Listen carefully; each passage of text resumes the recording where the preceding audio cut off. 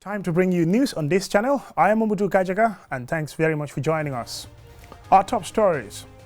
President Barrow fires Vice President Ousainou Darboe, Amadou Sane and Lamin Dibba. The Supreme Court has dismissed injunction filed by Yakumba Jaite. A week-long mass eye testing campaign kicked off yesterday. Those are our top stories, and now the news in detail.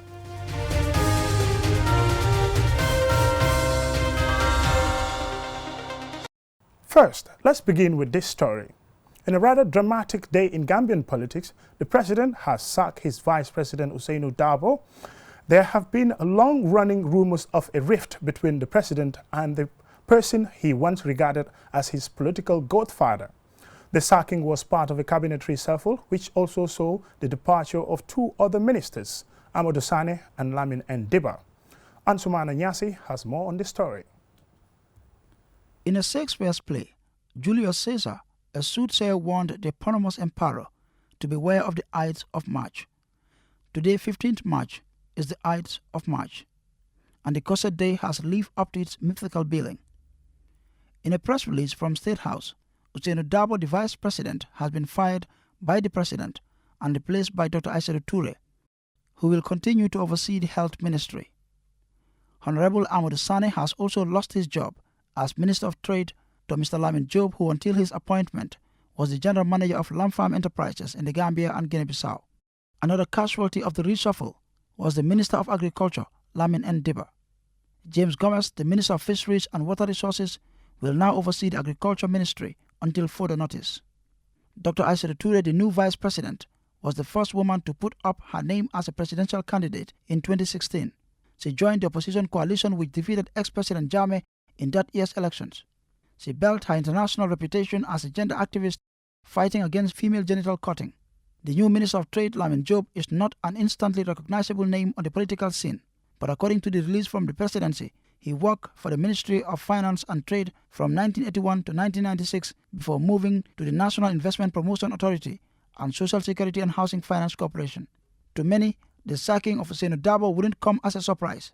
Rumors have long been rife about the strained relationship between the president and his former vice president. Barely 2 weeks ago, rumors were prevalent on social media about Darboe's imminent sacking, which necessitated a statement of denial from the government spokesperson. The sackings today have put the rumors to rest, but they have opened up a political future of uncertainty. Ansumana Sonyasi for KTV News. The Supreme Court has dismissed the injunction filed by SAC MP Yakumba Jaite and ordered the planned swearing-in of the newly nominated member for the Gassama to be held on Monday. Aliou Cisse has been covering the court hearings, and here is his report. The Supreme Court in Banjul, chaired by Chief Justice Hassan B. Jallow, has dismissed the case filed by Yakumba Jaite, who was fired by President Adama Barrow. Among other things, Jaite was seeking for the court to restrain the National Assembly from swearing in the newly nominated member for the Gassama. Nobody can threaten us in this country. Nobody can threaten us. We are not afraid of anybody. Even Barrow himself, we are not afraid. Nobody can threaten us here. This was the atmosphere in Banjul as the Supreme Court, chaired by Chief Justice Hassan B. Jallow, dismissed in entirety an injunction filed by SAC MP Yakumba Jaite for the court to restrain the clerk and the speaker from swearing in her successor for the Gassama. Gassama will take his oath on Monday, 18 March at the National Assembly in Banjul. President Barrow is yet to publicly give reasons for sacking Jaite, who was among the 5 nominated members by the president. In his ruling, Chief Justice Hassan B. Jallow ruled that the planned swearing of the Gassama should go ahead. The court ruled that the plaintiff Yakumba Jaite should not interfere with the process pending the determination of the suit. The court stressed that this is subject to and without prejudice to the final decision of the court as to whether the nomination of Yakumba Jaite was validly revoked or otherwise. Yakumba Jaite is a member of the United Democratic Party, where President Barrow had served as treasurer before his election in December 2016. The party's leader and Barrow's one-time political godfather, Ousainou Darboe, got sacked by Barrow from his VP portfolio hours after the court ruling. Out of solidarity with Jaite, an angry crowd outside the court expressed disappointment at the ruling amidst high security presence. I feel dismissed. The voice of the people has been dismissed. That's how I feel. Yeah, that's the only thing. I can see, when you look around, you are a journalist and you've been here for 22 years. The same ugly dictatorship and entrenchment by the judiciary And then we believe it was done by the mercenary judges from other countries. And if Gambian judges can dismiss a case as important as this, well, what do you think yourself? And I want to say this again, before you end, I want to say this again. This war has begun. Yes, the war, it has begun. And we are ready to fight it and take it very far. Between who and who? Between the people of righteousness and Satan. So if a president is able to pull out a National Assembly member, then we are nowhere, because they are our lawmakers. If they have no power, then we are nowhere. It's better we go back to the polls now after 3 years. Anybody who wanted to show solidarity to Yakumba Jere, we are urging all of you to come out in your large numbers on Monday and converge at the entrance of the National Assembly. In view of this, the court dismissed the lawsuit filed by lawyers Lamin Kemboch and Ibrahim Jallo against Yakumba Jaite and Attorney General. The duo is in defense of the president's action and wanted the court to declare that Barrow has the powers to sack Yakumba Jaite. They also wanted the court to restrain Yakumba Jaite from occupying the parliament. Speaking to QTV, Mboch and Jallo said they were happy that justice has been served in protection of the constitution. Yeah, I'm very happy, and this is a victory for the whole Gambia. It's a victory for the constitution of the Gambia. It's a victory for every peace-loving Gambian. And I think that we should encourage Gambians to be coming to the courts for the determination of their rights or otherwise. What we all see, what we know, is what is written in black and white in the constitution of the Gambia. So it is not only a question of interpreting it, but I think, in my view, people are misinterpreting it to suit their purpose. That is the only way I see it. Yakumba Jaite wouldn't speak to the press as he was driven away by her escorts. Yakumba, something just a word. Hey, please get in. Okay. Thank you. Thank you. Sorry.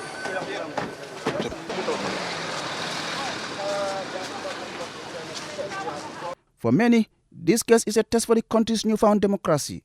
It is the first time that a SAC MP is challenging such decision at the Supreme Court. With this ruling and subsequent sacking of key figures of the UDP from Barrow's government, Gambians will be keenly awaiting what follows in the coming days and weeks. Reporting for QTV News, I am Aliou Cisse.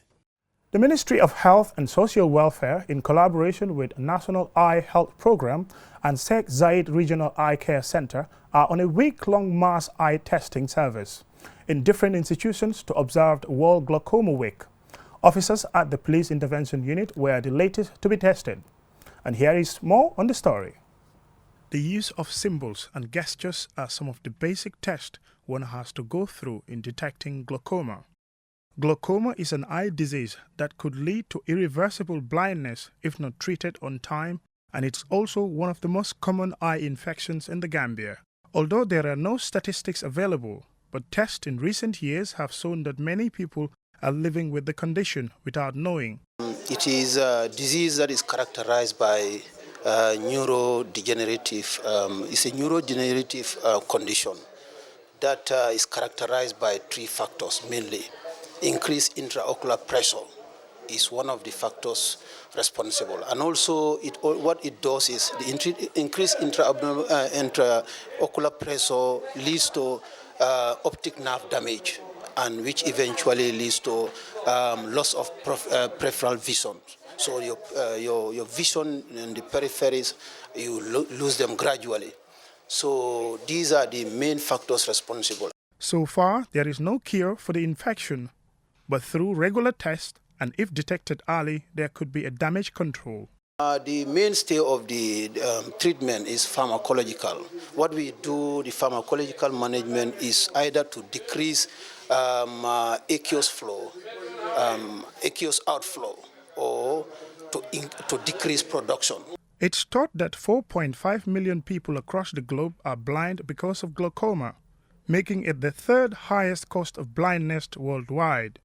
Famarakoli, a police officer who has been living with the condition for more than 2 decades, says early detection through regular tests helps a lot in controlling it. Actually, my vision has improved because what happens is I've been taking medication, eye medication, in order to reduce and control the pressure and to minimize the damage. As I told you, if it is early detected, it can be, the site can be maintained, and then further damage can be also prevented by the regular medication that you are taking and the advice. So that's it. As far as I'm concerned, since my operation now, my vision has improved, and I'm really happy with whatever treatment that they have been giving me. It has become a habit in most of the communities, especially in the rural settlements, where people prefer to seek treatment of eye conditions through traditional healers. Koli has some advice for them. It is a disease that people should not resort to using other means, like using other traditional medication for, which cannot treat it. Let's say herbal medicine. Herbal medicine, exactly. There are so many so-called doctors around who claim to be able to cure it traditionally, which I don't agree with. Because as far as I am a nurse and a trained person, I understand that it is not treated by any other means except medically. Alaji Kinte, Commissioner, Police Medical Unit, emphasized the importance of eye testing, especially for drivers. Drivers now, before they are given driving license, are asked to go for driving eye testing. And during that process, if we detect anything, we will refer them to the hospital for further checkup before we can certify them. As a result, we have already got somebody at the eye clinic right now on training, so that that will assist us. And we will also want more of our personnel to be trained, so that in future we'll be able to handle most of these cases at our level here. In as much as efforts are being made to deal with glaucoma, there is a challenge in African countries that patients often don't seek treatment for glaucoma until it is too late to save their sight. Until you are tested, you remain vulnerable. Mamudu Gajaga, QTV News. First aid kit box is perhaps one of the most important materials we may carry with us everywhere. It can treat ailments and injuries that happen at home by reducing the risk of infection or the severity of the injury. For drivers, it's even mandatory to have a first aid kit to serve as a first point of call for accidents. Jenna Basonko reports. There's never a good place to get hurt, but when help is out of reach, a first aid kit is your next best friend. You can help yourself before getting to any medical facility. Accidents would always happen. Often, in many cases, everyone relies on ambulances and other emergency services to rush victims to hospitals when they had already lost so much blood. The use of a first aid kit in such a situation could control bleeding with bandages. It's very necessary to have first aid kits in homes, schools, hospitals, workplaces, even in your cars. Emergency situation calls for response services which is quick. That's why we have first aid. And I think it's necessary. The police have made a mandate that all cars now in the Gambia have to carry a first aid kit in their vehicle. Considering the extreme heat weather we sustain here in the Gambia, it is necessary. If you have the vans with 14 passengers, it is necessary. Because when an accident occurs, we don't pray for it, but when it comes, this is the first step in trying to help victims or people who are likely injured. A basic first aid kit may contain the following plasters in a variety of different sizes and shapes: small, medium, and large, triangular bandages, safety pins, and gloves. All these materials are helpful in responding to emergencies. Fire extinguishers, too, are equally important in controlling small fires. It may not save lives, but prevent material loss. All of these categories of fire extinguishers are capable of doing in your home, in your, businesses, offices, and for the cars. The cars now, with the Gambia police, you are mandated for small cars to take 1 kilo of fire extinguishers in your car. For vans, you are mandated to carry 2 kilos. When it comes to trailers, you are talking about 6 kilos to 9 kilos. So all those are mandatory. Likewise, the first aid kits. Reporting for QTV News, I am Jenna Basonko. A mixed movement project to be implemented in the 7 regions administrative areas of the Gambia was launched on Thursday by the Gambia Red Cross Society in partnership with the United Nations High Commission for Refugees. Jenna Basonko again. The Gambia is one of the countries affected by the movement of people, both origin and transit of refugees, with migrants who cross from Africa to Europe. In 2017, the Gambia was ranked 5th in the list of the countries of origin of migrants from Africa to Europe.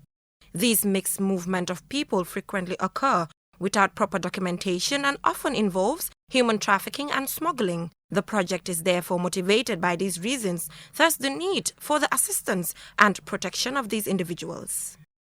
Speaking on behalf of the United Nations High Commission for Refugees, Country Representative Omar Camara said the implementation of this project would give a clearer picture of the context of mixed migration within the country, adding he believes that the Gambia Red Cross Society has the expertise and experience to properly implement the project.